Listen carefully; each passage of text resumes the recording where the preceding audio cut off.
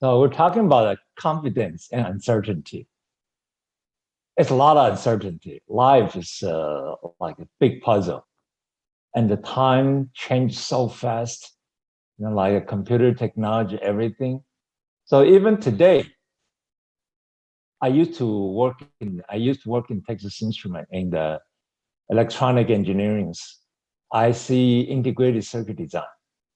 But even today, if you major in electric engineering and you ask me what the right field for the future, I'm not going to tell you because I don't know. And I don't think anybody knows. So there's a lot of puzzle in the future, a lot of uncertainty in the future. And sometimes you feel like you're throwing the dice to make a decision. And tell the truth, a lot of people are throwing the dice to make decision for their future career. And many feel lost, and many feel sorry, and many failed. So in order for you not to make the wrong decision today for the future, I have a strategy. I take you to the future first, okay, to see what's going to happen to you. Then you work backwards. So you don't have to say, wow, had I known this is the situation, I would have done differently. I hope that reduces your regret in the future. So let me take you to the maze and find the right path. The first thing I like to show you is this is the most favorite picture I like. This is the neuron cell inside of our brain. We have 100 billion, let me repeat again, 100 billion neuron cells in our brain.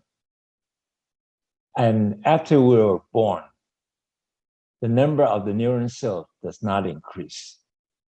And each cell has to connect it to the 100,000 other neuron cells, directly or indirectly. Thinking about this networking. And this connection decide your personality, your talent, and your IQ, your memory capability, your artistic capability, your athletic capability, on and on.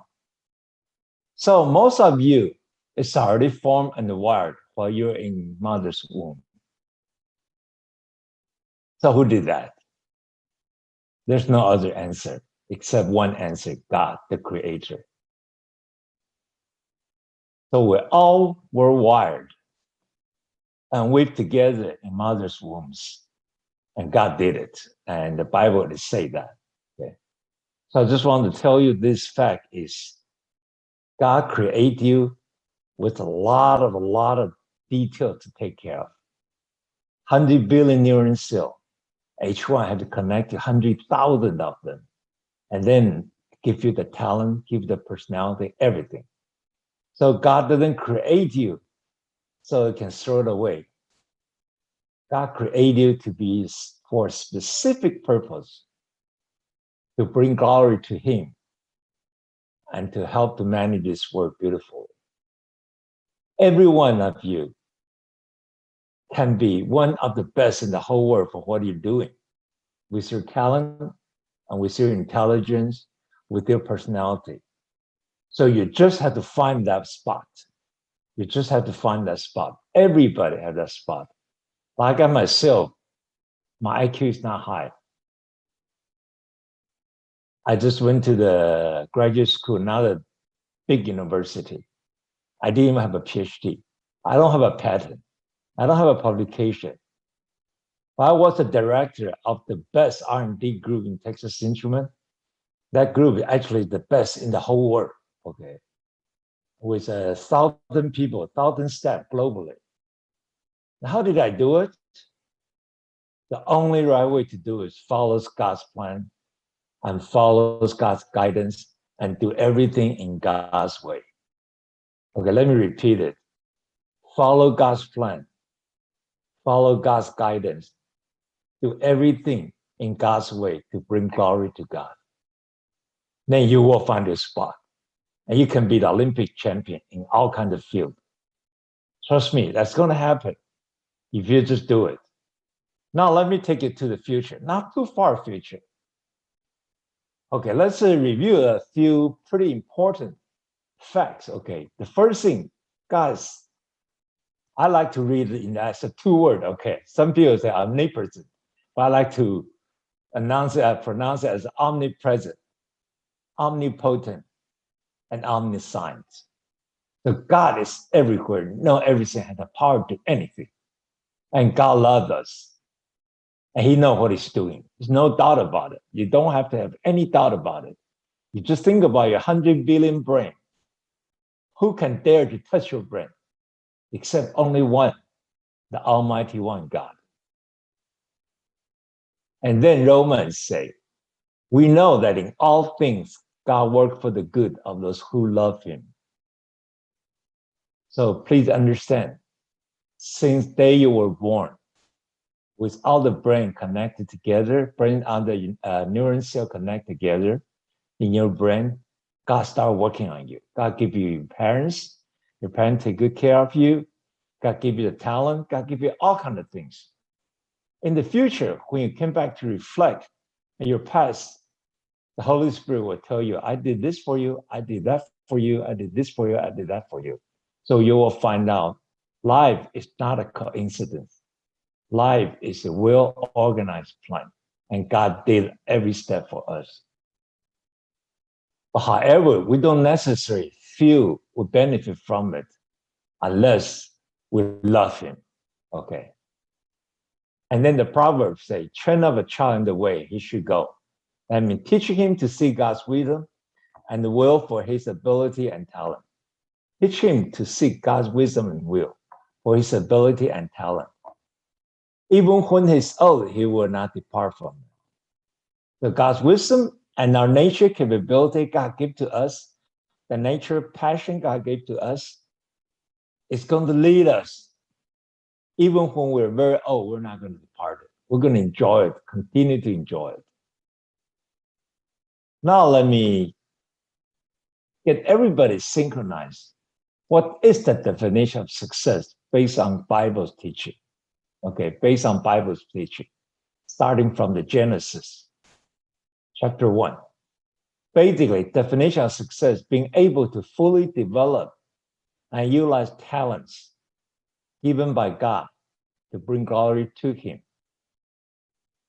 Remember, God created us in his likeness and in his image.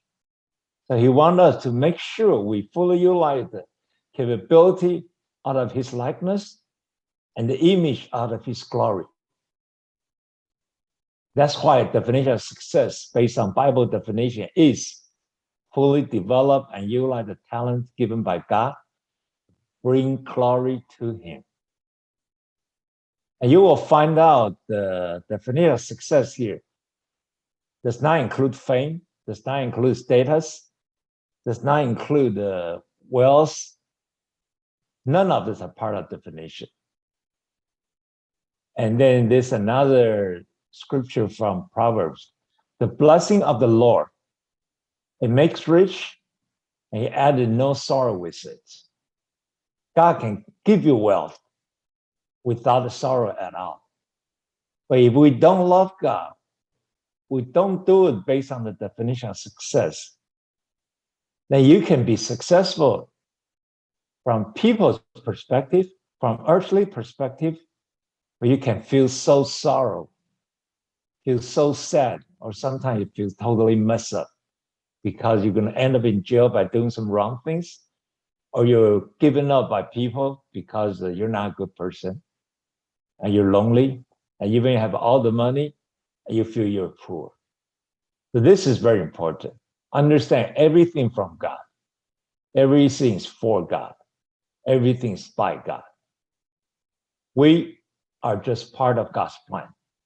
So don't be too arrogant of ourselves. We just have to align everything, every bit of life to God. Now let's talk about career. I'm trying to take you to the near future first.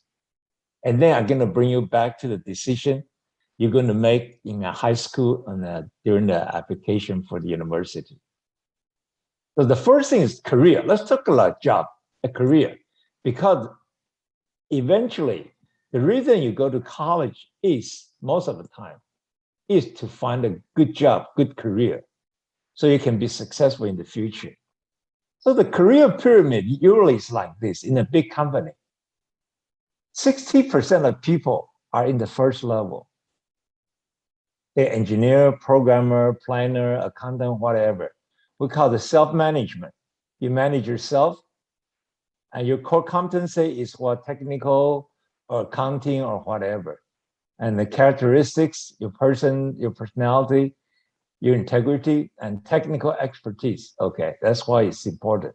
Usually this is the first level. Second level, you start with the first level manager now. Second level, probably 20% of people. So you work with people, you work with other people, you probably manage 5 people, 3 people, project leader, program manager. That's called collaboration. Then you become a second level leader.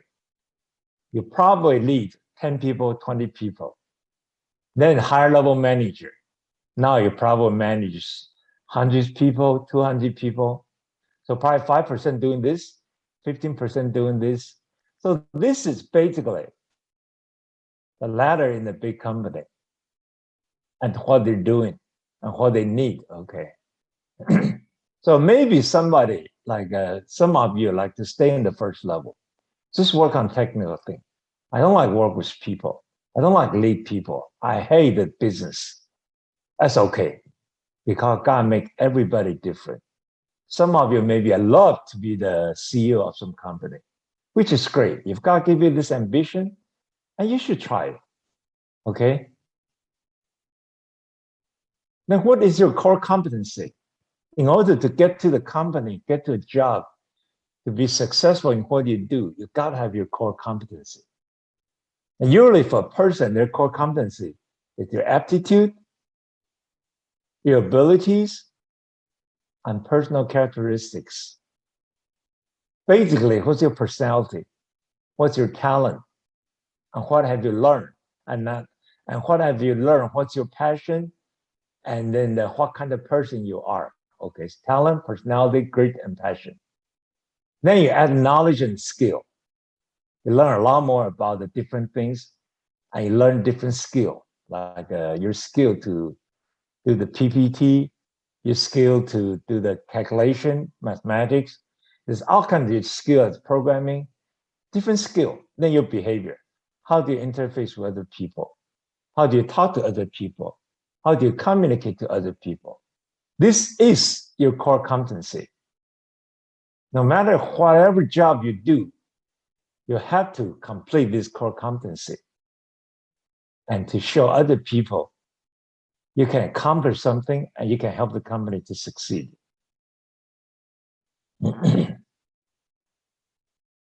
Now, let me take back again. Okay, so you go into the future. Assume after you graduate from college, you have to interview a job because you spend 4 years in the college trying to get a good job. So you have to understand what are you going to learn from the college, how you're going to prepare yourself in the college so you can have a good interview and land a good job in a good company. So after you know this, then you can learn and say, oh, now I know. How am I going to select the right college for me?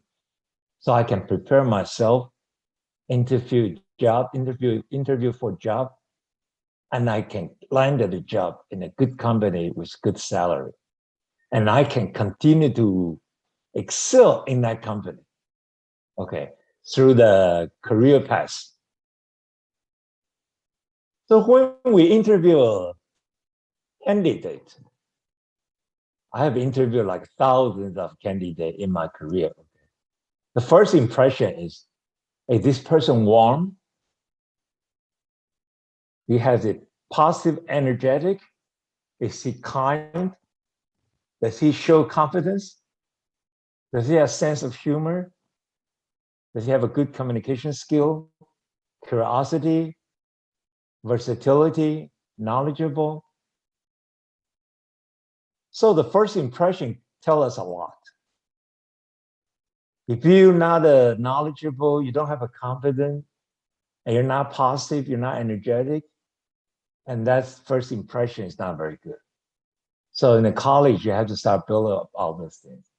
Then core competency, technical expertise, knowledge, skill, passion, execution, diligent, interest, or focus. And that's the core competency for the job. You have to meet a very basic requirement. Of course, you have to, hopefully you can just much better compared to other candidates, so you can land the job. Other people cannot do it, okay? Then dealing with people. How are you going to deal with people? Do you have integrity? Do you have a team spirit? Now, how can you prove you have a team spirit? Are you a helpful person? Are you a selfless person? Do you have a good communication skill? Do you have a spiritual maturity? All this is very important. Then what's your potential? You have a business sense. You have a personal vision and your goal. What is your mission? Spiritual maturity. Win-win attitude. Desire to be excellent. Do you have ambition? All this really count, okay, when you interview a job. So it is very important to get involved with team sport during when you're in high school, because that helps you a lot and get you prepared for this in the future. So after you interview for a job, now let's go back to the college to see what do you want to do? What do you want to do? Because you definitely don't want to do something you cannot land a job. You don't want to study something you cannot land a job. Or you land a job, you barely make money to survive. Or you land a job, you get fired, lay off 10 years later, 15 years later, or 5 years later. You have to change the track, okay, change your direction or change your strategy. So you don't want that to happen to you. So you have to understand what you really like to do. Then you can select the right field in the college. And this is my own analysis. So basically, the job has 3 different groups. The first group called the objective group. The second group called the subjective group. The third group called in between. I just give a name called in between. Objective group basically is, hey, everything is objective. Yes is yes, no is no. You have a standard, it's measurable, it's quantified. Like engineering, science, medicine.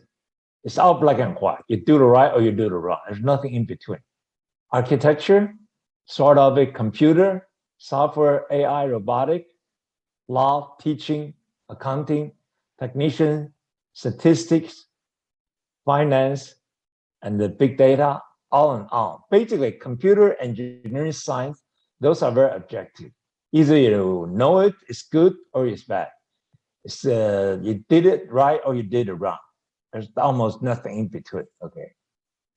Then subjective group is more like arts, painting, music, dancing, theater, writing, acting, singing, costume.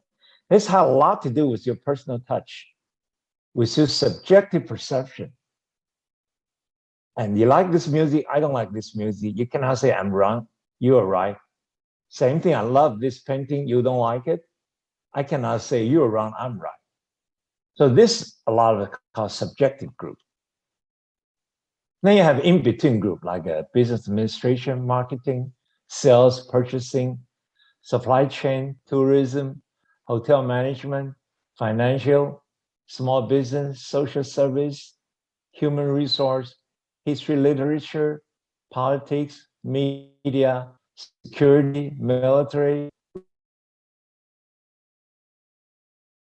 photography. There's so many different kind of jobs there.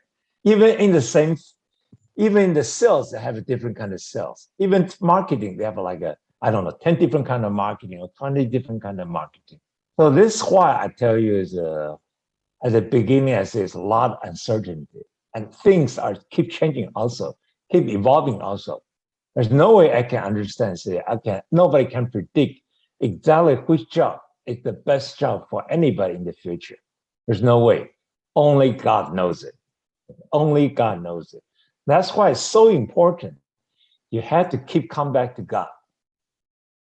And he knows the past, he knows everything now, he knows everything in the future. And he knows you very well because he wired you up. Okay. Remember, he with you while you're in the mother's womb. So this is why it's so important. You build a close relationship with God and you study Bible because nobody in this world can tell you what is the best job for you in the future except God. So criteria for college selection, I call it decathlon because this actually, the requirement is, I would say, even harder than decathlon. This academic decathlon, I guess. You got a GPA, SAT, ACT, of course. You want to be a national merit finalist. Basically, for PSAT is very important. That's why I learned from the youth. PSAT is very important because that's when they rank you, the national merit finalist or semifinalist. Or you're constantly in the National Honor Society, then your extracurricular activity. Team sport is very important, especially if you can be the leader in the team sport. Community service, you have to be sincere, consistent, and passionate. It's not right, you're just trying to fill the 40 hours community service and as a bare limit, that's wrong. The reason for the community survey is they're trying to find out, are you really community oriented, trying to help people to serve people? Like my daughter, younger daughter, is serving a tutorship program. She consistently wake up early in the morning, 6 o'clock, 7 o'clock in the morning, every Saturday to go to tutor. So when she applied to school, this, of course, is very important. Say, oh, you're really good community service person. You're sincere. You have a good attitude. You're not trying to just make a 40 hours credit and barely pass it. That they say, oh, you're just trying to, you don't really want to serve the community. You're just trying to make the credit. Okay, take the credit hour. That's not good. That's not good. Then join the club, society. They're all different kind of training camp. Like a lot of famous university have the like computer training camp, mathematics training camp, all kind of training camp. Okay, and classes in special technical background, and good research project. Like in the high school, you could pick up a doctor in the hospital or engineer in some company. You will join a project with them. That'll be very impressive. School ranking. I think teacher Elaine already told you how they rank the school and how they rank the major, which is very important, and your potential. Then sports in varsity is very big plus. And regional orchestra, if you're the first seat musician, that's a big plus. And leadership position in society club, like my daughter used to be the chairperson of the spelling bee contest. And she had to plan for the meeting, coordinate with other people. And that's very impressive for those school admission officers. Okay, sports team, band, debate team, etc. And working experience. Almost every high school student work. Especially you can be a manager or supervisor during 2 years summer working. I'll be very impressive.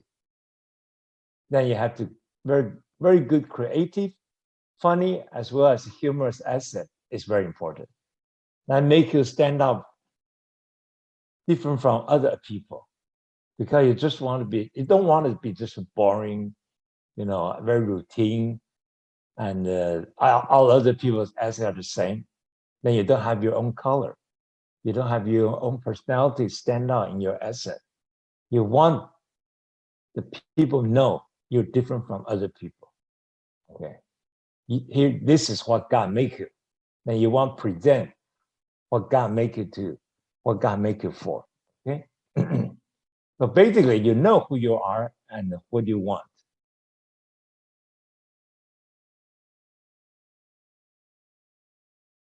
Now, how did you parent and youth well, I would say this. I'm sorry. I say like me. I didn't have all this decathlon qualification. Okay. Now, how did I get into the American University in the graduate school? And this is a very important point. I want you to hear very carefully. Listen very carefully. Most of the parents came to the United States, study in a relative good university or not so good university, it doesn't matter. Then most of them go to the graduate school. None of them had this kind of decathlon qualification, like the one we show last. None of them. Now, how can they get to the right school and get to the right field and find a good job? Well, it's very important. Okay. The reason is when you go to the graduate school, they don't worry about it. They don't worry about the decathlon standard. They worry about which specific technical capability you have. Because graduate school, professors in the graduate school need to write a publication and need a good student to work on it. So graduate school standard is totally different from undergrad. Okay, just keep this in mind because later I will talk about it. The objective group has a priority on technical core competency. So people in this group should have a graduate degree. Remember, I say graduate school, graduate degree, and specific expertise and project experience. Students from higher ranking school and renowned professor can find a job with good pay very easily. Say if you have a student in the EE and you do the robotic under this professor robotic, okay, or professor so-so who is the best in the robotic of the whole world. You happen to be his student in his university. It doesn't matter which university. He can be a very small university, you never heard about it, but he's the best professor in robotic. If you're his student, you will find a job in robotics in no time because everybody heard about your professor. So this is a very important factor, okay? So you go to the graduate school, you go to the higher ranking graduate school, and you go to the renowned professor, you can find a job with no time. Okay. Now, in between group require more on people skill and EQ, as well as common sense and capability on big picture. With good GPA from average university plus graduate degree from high ranking school, it's much better than average GPA from Ivy League. And let me say this again, so you really understand. If you have a good GPA from average school university, then you go to graduate degree from high-ranking school. It's much, much, much better than the average GPA from Ivy League. Because if they're not good at that specific field, and you only have like an undergrad degree, and if you're trying to compete for a person, come from the first line, you're not going to be able to compete with them. You're not going to get a job. Most probably you're not going to get a job easily. But the one with a good GPA and get into the good graduate school and good professor can find a job with no time. Before he graduated, he already had 5 or 10 jobs waiting for him. So this one I'm trying to emphasize, okay, this is very important. This is very important. So don't think the word is end of the word if you didn't go to the very good university. That's not true. Now, another interesting thing is a lot of Ivy League undergraduates, especially engineering field or science field or computer science field, they get tired after such a competitive environment. Most of them don't like to go to graduate school. But however, the student from average university, late bloomer, they find out they love this. They got good GPA, then they apply for graduate school. Like you can apply for like Georgia Tech, MIT graduate school. They say, wow, This student's GPA is 4.0. He studied hard, and he still had the passion to do a PhD, whatever. They love you. They like you. And once you get to follow a renowned professor in the world, I think your career is very, very good. So please remember this is very important. In average, easier to receive good GPA in public school than Ivy League. And good GPA in bachelor degree can get scholarship to graduate school in high-ranking university. Let me give you one example. One of this American student came to me, graduate from a small university, major in physics. And he played baseball in that school. He wanted to go to graduate school. He asked me what to do. I said, very simple, very simple. You just call the professor in NM. He wanted to study mechanical engineering. Just call them, find them. You say, hey, I have a physics background. I want to go to the graduate school.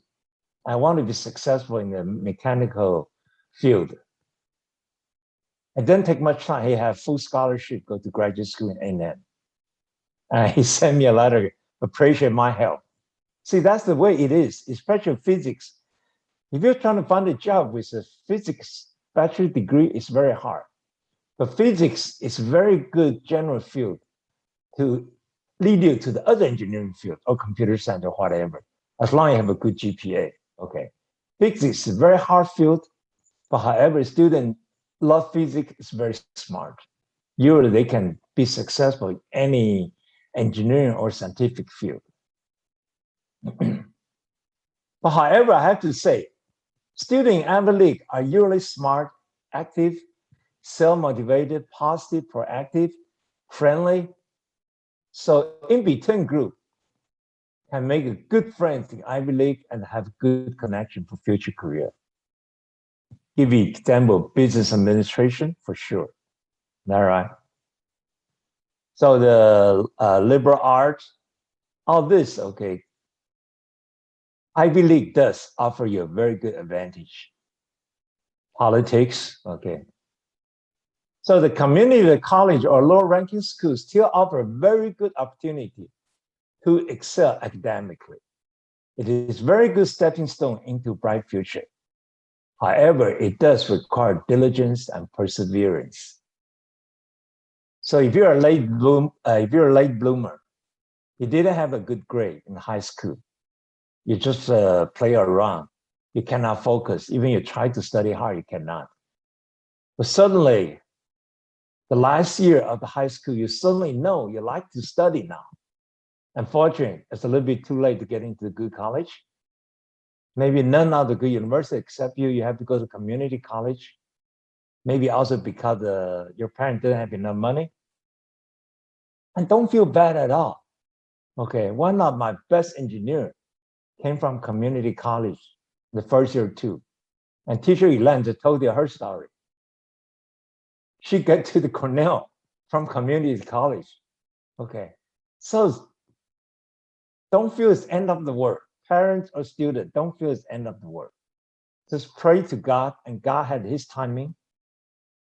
As long as you have a good attitude, you can enjoy any degree and keep going up, okay? Keep moving forward. So just don't feel bad at all, okay? There's never too late. God can do anything, okay, as long as we trust him.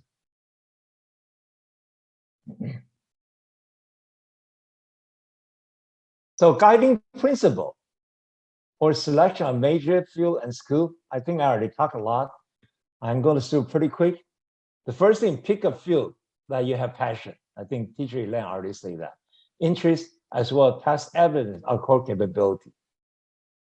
Don't just pick up the field you think you can make money. Okay. You can have a passion for money, but that doesn't mean you can do a good job. So pick up the field that you have passion, interest, as well as past evidence of core capability. And the priority of schooling, priority of choosing the major. The natural passion is important. Your talent is important. The job opportunity, of course, is important. And the income compensation is important. So you want to be engineering, computer science, politics, social service, history, whatever. You have to think about this. Your natural passion. Remember, God created you for a specific job, and I call it bent, B-E-N-T. Okay. What's your natural passion? And what's your natural talent?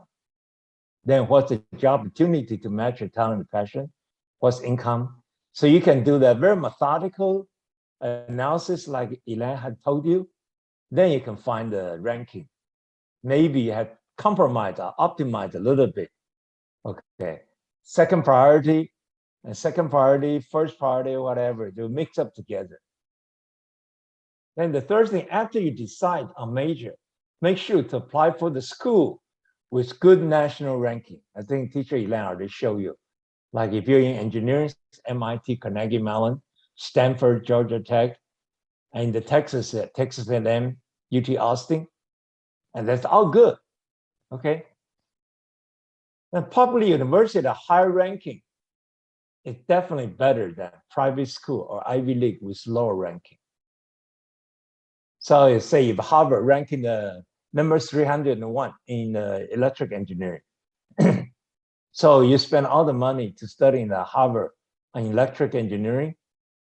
I'm just giving an example. Okay, it's not real. That's not reality. Okay, and then the other guy is a graduate from Texas A&M, ranked the number 50 in the whole United States. So obviously, the person who graduated from A&M will be the person who graduated from Ivy League. Truth is, unless politics, business administration, or something, especially engineering, people usually don't even think about Ivy League. Okay, so that's why you have to pay attention to it. Should never apply for renowned school because of vanity or bragging power. No matter you're a student or your parents, you should never apply for Ivy League just because other people say, wow, you tried so smart. You should be very proud of them. That's called bragging power. Okay, look at that. How successful my kid is. I tell you, I know the case. Graduate from the Ivy League and couldn't find a job. Okay, I know many of those. So it's definitely a bad decision to use parents' pension fund or 401k to get into a renowned private school with low or no ranking in the major you have chosen. That's definitely a bad choice. Very, very bad choice. Totally because of bragging power, totally because of vanity, and waste all the money. And after you graduate, you couldn't find a job just because you want to get into it. So there's a way to get into the Ivy League. Okay, you can pick up the major, which they rank very low. And not many people want to get into that major. They will accept you. Okay, but so what? You couldn't find a job later. So similarly, try to squeeze into a renowned school. No matter what the major is, can end up with a disaster. It's really a disaster. Okay, you pick a field and everybody brag about, everybody pat you back. Wow, you go to the Ivy League, but then you go to the field, you don't like it, and you barely graduate. That's very sad. So bad major that does not offer good job opportunity, do not match your passion and talent, is really a bad decision. Especially do not get a loan for that very unwise decision. Some people trying to get the Ivy League, get the loan, and get to the bad field, and then couldn't find a job or find a job without good pay, but still have like $100,000 loan you have to pay back. That's very sad. Okay, so vanity should never be part of any decision you made in your life, no matter your parents or you're a student. If your whole purpose to get into the good school, Ivy League, so you can brag about it, I think you should go to pray to God now, okay, and tell God to give you some direction. Nobody cares how good you look. People care about how. But we do everything for God's glory instead of earthly bragging power, which is shallow and evil. Actually, I think it's evil, okay, because when you try to brag something, You're trying to influence people's value system. You don't put what really is important or what is really top priority, like God's glory, but you put the bragging power, earthly value system as your top priority. That's shallow, and that is evil. Okay, that is evil. So if you have to exhaust yourself studying day and night with little sleep to get into the Ivy League, it's better for you to receive full scholarship for a reasonably good public university.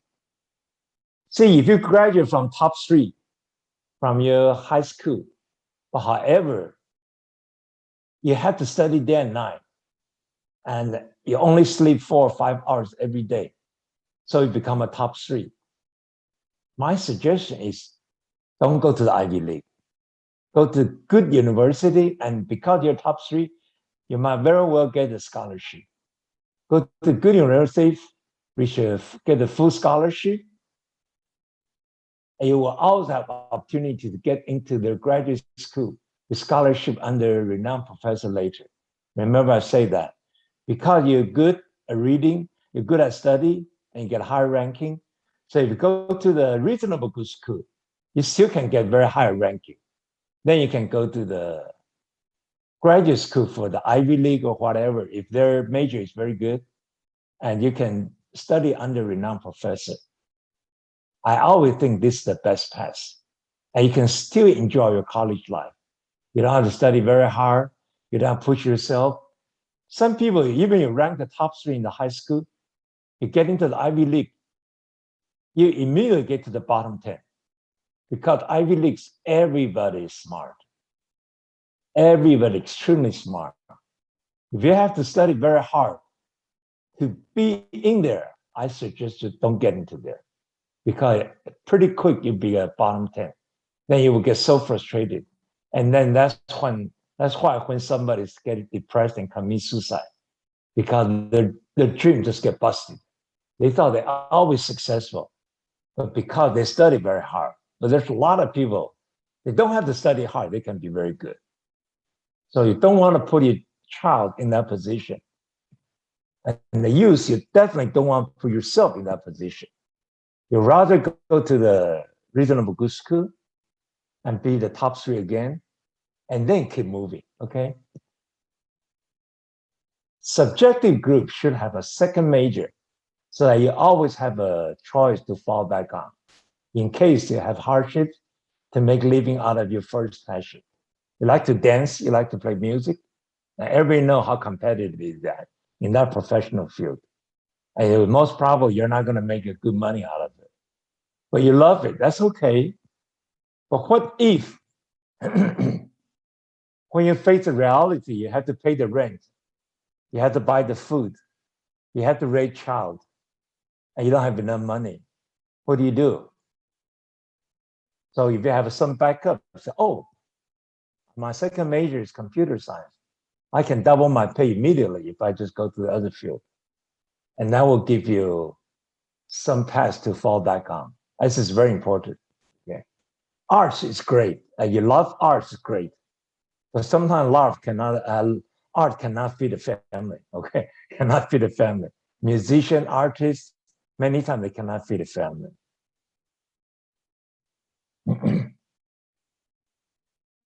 So don't worry if you cannot get into good school. It is not end of the world.